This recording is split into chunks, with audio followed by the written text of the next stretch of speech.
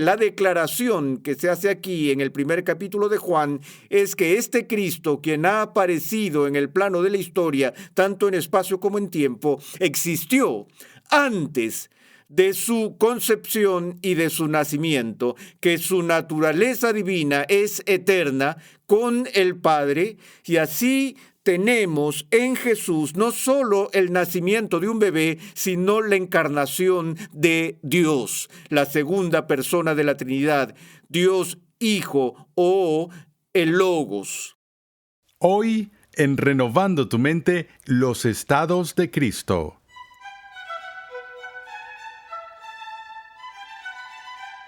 Continuamos con el 26º capítulo en la serie de enseñanza Fundamentos, un panorama general de la teología sistemática. En esta interesante serie, el Dr. Sproul nos muestra que las verdades de la Escritura se relacionan entre sí en perfecta armonía. Los nombres de Cristo, los estados de Cristo y los oficios de Cristo son tres formas en las que la Biblia habla de la persona y la obra de Jesús. En el episodio anterior tratamos sobre los nombres de Cristo. En este episodio veremos lo que en teología se conoce como los estados de Cristo, es decir, el papel o la actividad de Cristo en diversos momentos de su vida y existencia. Pasemos una vez más al salón de clases a escuchar al Dr. R.C. Sproul mientras describe el significado de los estados de Cristo en su obra redentora, su humillación y exaltación. En nuestra última sesión vimos brevemente algunos de los nombres de Cristo que encontramos en el Nuevo Testamento, y en la teología, particularmente en la cristología, hacemos distinción entre tres elementos con respecto a Cristo. En primer lugar, los nombres de Cristo, que ya vimos brevemente. En segundo lugar, los estados de Cristo. Y en tercer lugar, el oficio de Cristo. Y hoy vamos a ver los estados de Cristo, es decir, su estado de ser o el papel en el que está actuando en varios momentos a lo largo de su vida o de su existencia. Así que cuando hablamos de los estados de Jesús, no empezamos desde su nacimiento en Belén, sino más bien empezamos primeramente con su estado preencarnado. Y aquí somos conducidos a hacer eso buscando, por ejemplo, como mencionamos antes en la introducción de Juan a su Evangelio, cuando dice: en el principio existía el Verbo, y el Verbo estaba con Dios, y el Verbo era Dios. Y más tarde, al final del prólogo del Evangelio de Juan, Juan dice: y el Verbo se hizo carne, lleno de gracia y de verdad, y vimos su gloria, y habitó entre nosotros, y así continúa. Así que la declaración que se hace aquí en el primer capítulo de Juan es que este Cristo, quien ha aparecido en el plano de la historia, tanto en espacio como en tiempo, existió antes de su concepción y de su nacimiento, que su naturaleza divina es eterna con el Padre, y así tenemos en Jesús no solo el nacimiento de un bebé, sino la encarnación de Dios, la segunda persona de la Trinidad, Dios Hijo o el Logos. Ahora, otra vez, en nuestro estudio de los nombres de Cristo, recordamos cómo el término Hijo del Hombre era tan importante para la autoidentidad de Jesús y su propia autoconciencia, y eso es importante para nosotros a fin de entender por qué en muchas ocasiones a lo largo de su ministerio terrenal Jesús hace referencia a su estado anterior. De nuevo, nadie ha subido al cielo sino el que bajó del cielo. Y he aquí verán los cielos abiertos y verán al Hijo del Hombre subiendo y bajando, y a los ángeles subiendo y bajando sobre el Hijo del Hombre. Él es el que existe desde el principio, antes que Abraham naciera. Yo soy. Pero obviamente no se encarnó antes de su nacimiento en Belén. Ahora, eso genera un interesante punto de especulación. A menudo se plantea la pregunta, aunque a pesar de que la segunda persona de la Trinidad no se encarna, sino hasta su nacimiento en Belén o su concepción en el vientre de María, ¿eso significa que nunca lo encontramos en el Antiguo Testamento? Porque algunas personas miran al capitán del Señor de los ejércitos que Josué encuentra en su campaña militar, o esta misteriosa figura de Melquisedec que ya hemos mencionado, a quien Abraham paga diezmos y de quien Abraham recibió una bendición. Muchos han especulado que estas personas misteriosas que aparecen en ciertos momentos del Antiguo Testamento eran realmente las apariciones de Cristo ocultas, por así decirlo. Pero de nuevo, no se considerarían encarnaciones previas. Incluso aquellos que sostienen la opinión de que Cristo aparece aquí y allá en el Antiguo Testamento se refieren a eso como cristofanías. ¿Recuerdan la palabra teofanía? Que es una manifestación externa del Dios invisible, como la zarza ardiente, del cual sale una voz y le habla a Moisés, donde Dios se le aparece a Moisés en la zarza. Así que estas manifestaciones se llaman cristofanías, o una manifestación externa de la segunda persona de la Trinidad anterior a su nacimiento. Pero de nuevo, eso es una especulación. Luego pasamos del estado preexistente, preencarnacional de Jesús, al estado de su vida en la tierra. Y si se acuerdan del credo de los apóstoles, como el credo de los apóstoles aborda lo más destacado de la manifestación terrenal de Cristo, fue concebido por el Espíritu Santo,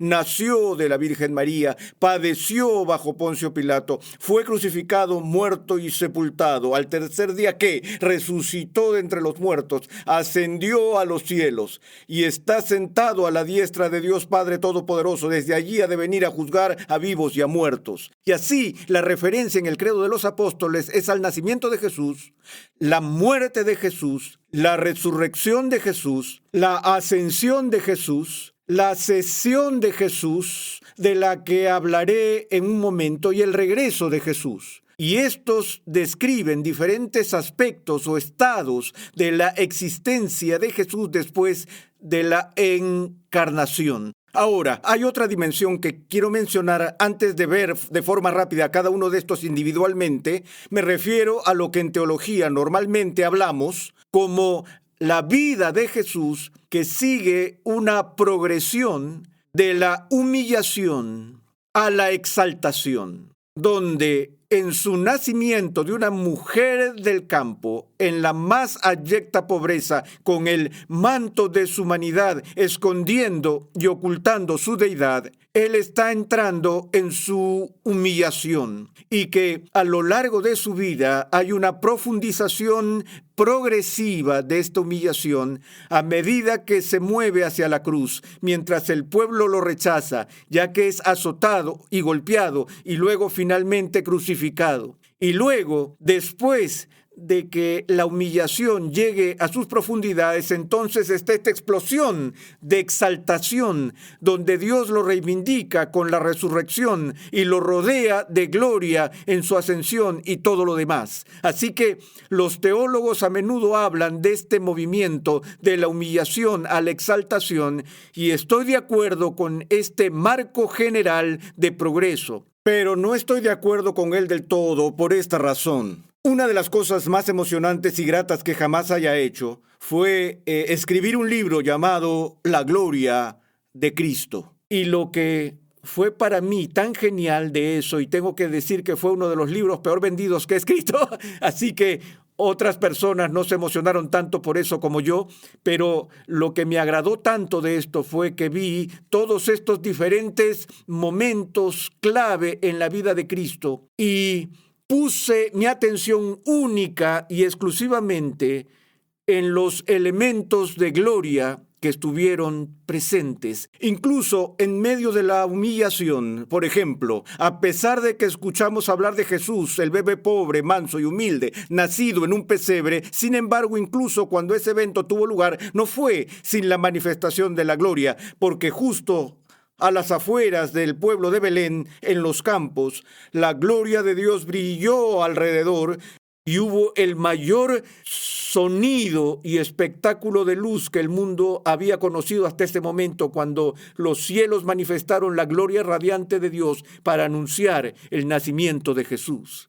Entonces no estuvo exento de exaltación. E incluso la visita de los magos fue un elemento de gloria que se atribuyó a este bebé en el pesebre. Y tú pasas por su vida, vas al río Jordán, vas a su bautismo, que también fue un acto de humillación, cuando Jesús voluntariamente se sometió a un rito purificador que Dios había mandado de personas que eran pecadores, y Jesús no era un pecador, y recordamos que Juan estaba reacio incluso a bautizarlo. Espera un minuto, es decir, tú eres el Cordero de Dios, no necesito bautizarte, tú deberías bautizarme. Y Jesús dijo, permítemelo ahora, Juan, porque es conveniente que cumplamos así toda justicia. Y Jesús se humilla a sí mismo para llegar a ser uno con su pueblo, para asumir la deuda de ellos, su obligación con todos los aspectos de la ley. Y así se somete al bautismo. Eso es humillación. Pero ¿qué pasa cuando lo hace? Los cielos se abren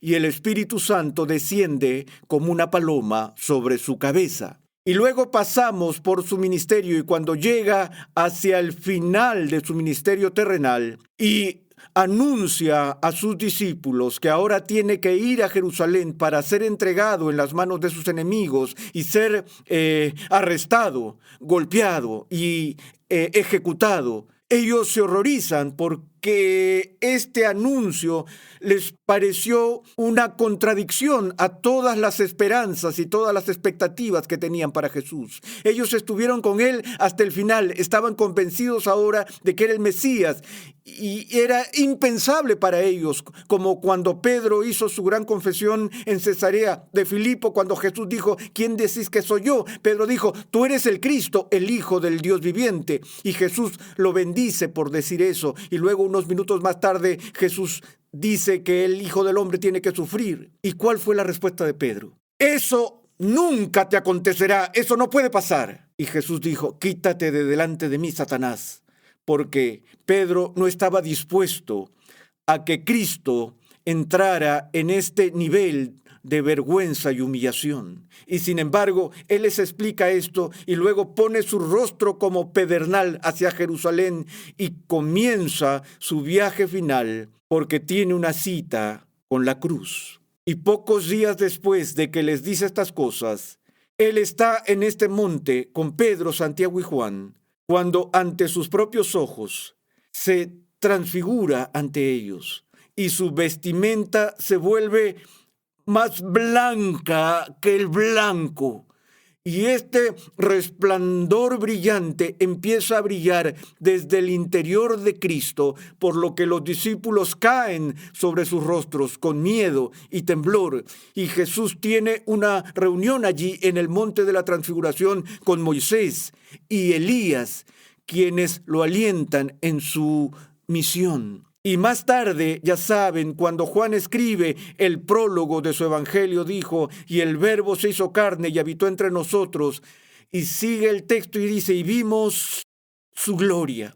En los escritos de Pedro, más tarde, Pedro también hace referencia a la transfiguración, donde en medio de esta progresión de la humillación a la exaltación hay una intervención repentina, una intromisión breve, donde de repente la gloria oculta, escondida y encubierta de Cristo se manifiesta de gran manera ante los ojos de sus amigos cercanos inmediatos, Pedro, Jacobo y Juan, y nunca lo olvidan. En la cruz, donde llegó a las profundidades de su humillación, tendemos a pensar que no hay gloria presente allí. Y de nuevo, la concepción común es que el fin de la humillación, la línea entre la humillación y la exaltación, toma lugar en la resurrección. No creo Si vemos, por ejemplo, en la profecía de Isaías 53 del siervo sufriente de Israel, habla de aquel sobre quien el Señor haría que cayera la iniquidad de todos nosotros y Dios lo heriría y así sucesivamente, para que hiciera su tumba o su sepultura con los ricos, porque no había hecho violencia. Y se nos dice en las Escrituras que ni un hueso de su cuerpo se rompería. Eso es significativo porque cuando los prisioneros eran ejecutados por crucifixión por los romanos, cuando la ejecución terminaba, ellos rompían los huesos de las piernas de la víctima y luego las víctimas eran enterradas sin ceremonias o arrojadas al vertedero de despojos, el basurero, fuera de Jerusalén, y el nombre del basurero era Gehenna. Y recuerdan que entre el pueblo hebreo el nombre Gehenna se convirtió en una metáfora del infierno mismo, porque este basurero que está fuera de la ciudad por razones sanitarias, la forma en que se desechaba la basura era a través del quemado, y el departamento de saneamiento hacía viajes diarios al Gehenna y se arrojaba basura fresca en ese montón todos los días para que el fuego nunca se apague. Y vemos esas imágenes cuando está describiendo el infierno, donde las llamas del infierno nunca se apagan. Así que la práctica normal para el entierro de una víctima ejecutada por castigo romano era que rompían sus huesos y arrojaban el cuerpo al basurero fuera de Jerusalén. Pero los discípulos de Jesús y José de Arimatea hicieron una súplica especial a Pilato para que puedan darle a Jesús un entierro apropiado de acuerdo con la costumbre del Antiguo Testamento. Y como la Escritura dice, la palabra de Dios se cumplió para que no permitiera que su santo sufriera corrupción, para que sus huesos no se rompieran. Y en lugar de ser arrojado al montón de basura, fue ungido con especias preciosas. Algunas autoridades dicen que fueron 45 kilos de especias especiales y enterrado en la tumba de un hombre rico, cumpliéndose exactamente la profecía de Isaías capítulo 53. Entonces, si lo van a mirar más de cerca, ven que la exaltación no empieza en la resurrección, sino en el momento de su muerte. En el momento de la muerte que cubre esa cortina, ese manto de humillación, está siendo levantado cuando su cuerpo es tratado con mucho cuidado y se le da un entierro muy conmemorativo y luego, por supuesto, viene el gran destello de gloria cuando Dios sacude a toda la tierra y trae a su Hijo de regreso de los muertos para indicar que está completamente satisfecho con su obra, ha sido resucitado para nuestra justificación y Dios declara al mundo que este es aquel a través del cual juzgará al mundo entero. Ahora, en su estado resucitado, sale de la tumba con el mismo cuerpo que fue puesto en la tumba, y eso es importante. No es como si ese cuerpo desapareciera o estaba escondido o fue enterrado en algún lugar y Jesús viene con un nuevo cuerpo. No, ese mismo cuerpo que fue enterrado sale de la tumba, pero sale cambiado. Ahora está glorificado. Entonces el Cristo resucitado está en un estado glorificado, lo cual el apóstol nos explica en 1 Corintios 15, que es lo que prefigura los nuevos cuerpos físicos que disfrutaremos en la resurrección final, que Cristo es resucitado como el primogénito de muchos hermanos y que participaremos en este tipo de cuerpo glorificado, el cual es sembrado en deshonra, resucitado en honor, sembrado en mortalidad, resucitado en inmortalidad, sembrado en corrupción, resucitado en gloria. Así que siempre estaremos con el Señor en el cielo. Pero también es significativo que la meta final del ministerio de Jesús, mientras estaba en esta tierra, no era la cruz, ni siquiera la resurrección, sino que el clímax hasta este punto en la historia de la Iglesia, que es realmente la penúltima meta de Cristo. La última meta está en su regreso final y la consumación de su reino. La penúltima meta, la que ya ha tenido lugar, se encuentra en su ascensión. Porque en la ascensión Cristo es elevado al cielo. Este es uno de los conceptos más mal entendidos en toda la Biblia. A veces la gente piensa en la ascensión como Jesús subiendo. Eso significa que dejó esta tierra y se fue al cielo. ¡Qué lindo! Bueno, Él ascendió en el sentido de subir, pero hay una singularidad en su ascensión. Él una vez para siempre de su ascensión. Jesús dice, nadie ha subido al cielo, sino el que bajó del cielo. En ese sentido, está hablando en términos técnicos del significado de su ascensión. No significa simplemente subir e ir al cielo, porque todos los santos suben y van al cielo. Pero la ascensión es su elevación a su coronación, a su investidura como Rey de Reyes y como Señor de Señores. El Hijo del Hombre es recibido en el cielo y es coronado como el Rey de Reyes y el Señor de los Señores. Así que en este momento gobierna como en el más alto cargo político del universo. Cristo tiene la posición de autoridad cósmica. Es el Rey de todos los reyes y el Señor de todos los señores. Ahora mismo, gracias a la ascensión. Pero no solo asciende a su coronación, sino que también estamos hablando de la sesión que mencioné. Llamamos a los órganos gobernantes en ciertas iglesias por la palabra sesión. Es porque asumen un lugar en el liderazgo y en las decisiones, por eso se llama una sesión. Pero cuando Jesús entra en su sesión, se trata de su papel como rey, donde Él está entronizado y sentado. ¿Dónde? A la diestra de Dios. Entonces asciende para sentarse como Rey de Reyes. Y es por eso que el credo dice, ascendió a los cielos y está sentado a la diestra de Dios Padre Todopoderoso, desde allí ha de venir a juzgar a vivos y muertos. Pero antes de eso también tenemos que añadir que no solo asciende para sentarse a la diestra del Padre, sino que también asciende al santuario celestial, donde permanentemente funge como nuestro gran sumo sacerdote para siempre. Recuerden que en el Antiguo Testamento el sacerdote solo podía entrar en el lugar santísimo una vez al año y tenía una duración fija de vida. Cuando moría alguien más tendría que ser el sumo sacerdote y así sucesivamente. Pero nuestro sumo sacerdote nunca muere y está allí intercediendo por nosotros y por su pueblo perpetuamente en el lugar santísimo celestial. Y permanece allí a la diestra gobernando como nuestro rey y ministrando como nuestro sacerdote.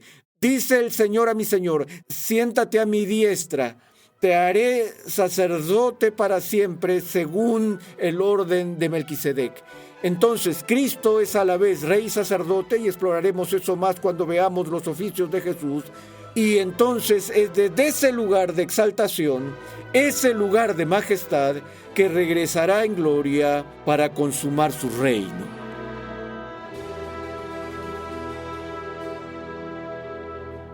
La naturaleza de los estados de Jesús fluye generalmente de la humillación a la exaltación. Jesús es humillado en su encarnación y vida diaria, culminando en la crucifixión. Pero a partir de ahí, experimenta una gloria cada vez mayor que culminará en su regreso. Gracias una vez más por la sintonía en el día de hoy. Visita nuestra página web renovandotumente.org, donde podrás solicitar gratuitamente la guía de estudio para la serie en curso. Te recomendamos el libro del Dr. R.C. Sproul titulado Todos somos teólogos, una introducción a la teología sistemática. En este edificante libro, el Dr. Sproul estudia las verdades básicas de la fe cristiana, recordándonos quién es Dios y qué ha hecho por su pueblo en este mundo y en el venidero. Todos somos teólogos, una introducción a la teología sistemática. Pídelo en tu librería favorita hoy mismo. En el Antiguo Testamento había profetas como Isaías, sacerdotes como Aarón y reyes como David. Pero solo Jesucristo tiene estos 3 oficios.